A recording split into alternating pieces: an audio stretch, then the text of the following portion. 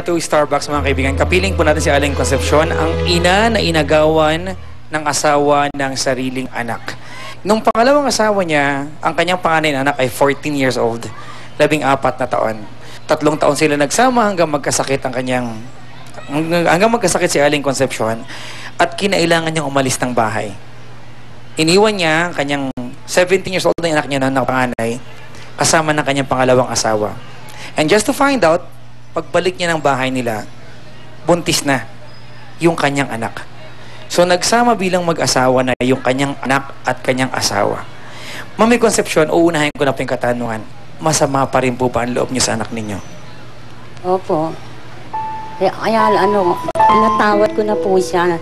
Pero yung asawa ko po, hindi ko po pinatawad. Masakit sa kalooban ko. Kasi nung nagsasama po kami ng ibig, maganda yung buhay namin. Pero nung yung dumating yung anak ko po sa akin, nagumulo yung buhay namin. Maganda yung pagsasama namin noon. Tapos nung yung magsasama na po kami, nagkasakit ako. Umuwi po ako sa nanay ko.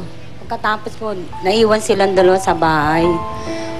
Nung magaling na po ako, umuwi na po ako sa bahay namin, sa Blooming Treat. Tapos nung nahalata ko po, yung anak ko, parang may may relasyon po. Hindi ko naman po hindi ko na po sinasabi sa kanya, nahalata ko lang po yung pagkikilos niya. Yun po, kaya lang po, masakit po sa kalooban ko, hindi na lang po inaano sa kanya. Pero nung nalaman po, pinagtapat ng anak ko, buntis na pala po siya. Pero yun nga po, dapat nga po gusto ko, ipalaglag. Kaya lang po masama naman po sa Diyos.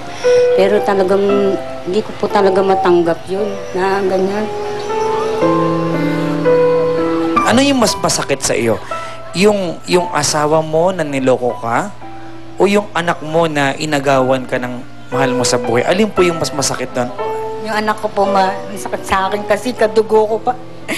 Inagawan ako no. Sa totoo lang po, pero anak ko po na kaya pinatawad ko lang po, alang-alang po sa mga apo ko.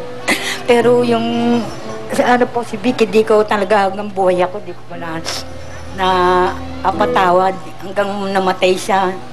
Hanggang nagsasama po sila, hindi ko naman talaga po pinakausap.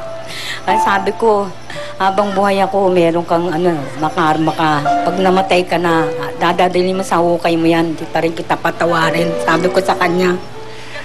Halimbawa pong hindi mo ito anak, mag-iiba kaya yung pagpapatawad mo?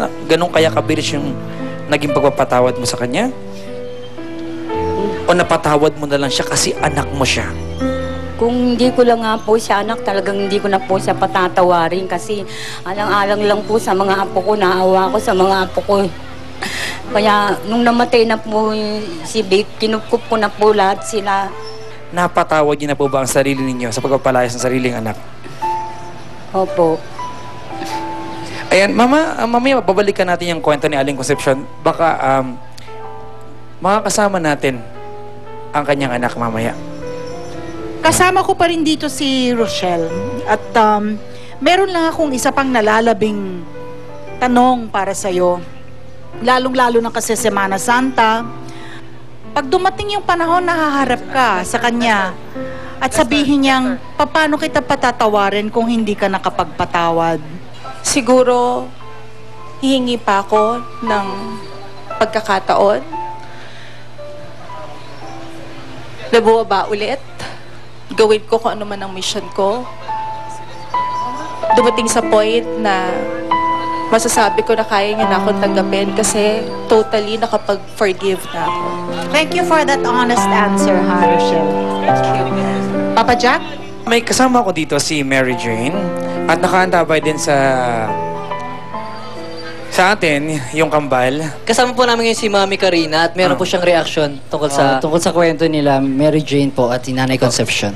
Mary Jane, bakit nagawa mo sa magulang mo yon? Ako magulang din. Wala ka bang utang na loob para agawin mo yung pangalawang asawa ng magulang mo, ng nanay mo? Napakasakit. Anak kita para gawin mo yung bagay na yun. Dapat naisip mo, bago mo ginawa, akitin mo ang asawa ng magulang mo. Dapat inisip mo, nanay mo siya, na nakarate siya sa karandaman. Wala ka bang utang na loob? Nasaan na yung iyong pag-iisip? Dahil lang ba sa kamunduhan ang kailangan mo? Napakaraming lalaki. Marami kang makukuhang lalaki, hindi ka uli ng magulang mo. Kasi po bata pa po ako nun eh. Wala pa sa isip ko yung... Di mo ba naisip, Mary Jane, nasasaktan ng nanay mo sa mga pinagagagawa mo? Alam ko po yun. Eh, wala po akong mag-anik. Yun po nangyari talaga. Wala sa isip ko po talaga yun ang ganun mangyayari. Ano ba yung pinuwersa ka o kagustuhan mo rin? Parang na-develop po lang po yun eh. Ano yun? Umibig ka dun sa asawa ng nanay mo? Ganun na po yun. At kayo na ang nagsama hanggang sa mamatay siya. Opo. 2 years ago lamang yun. Opo. Balikan ko lang, Mary Jane, meron ka bang galit sa nanay mo? Meron ka bang bagay na ayaw sa kanya kung bakit mo nagawa itong gantong bagay sa nanay mo? Wala po. Wala naman po ako galit sa nanay ko eh. Mabait nga po nanay ko eh. Naiintindihan mo ba yung galit na meron sila sa'yo? Opo.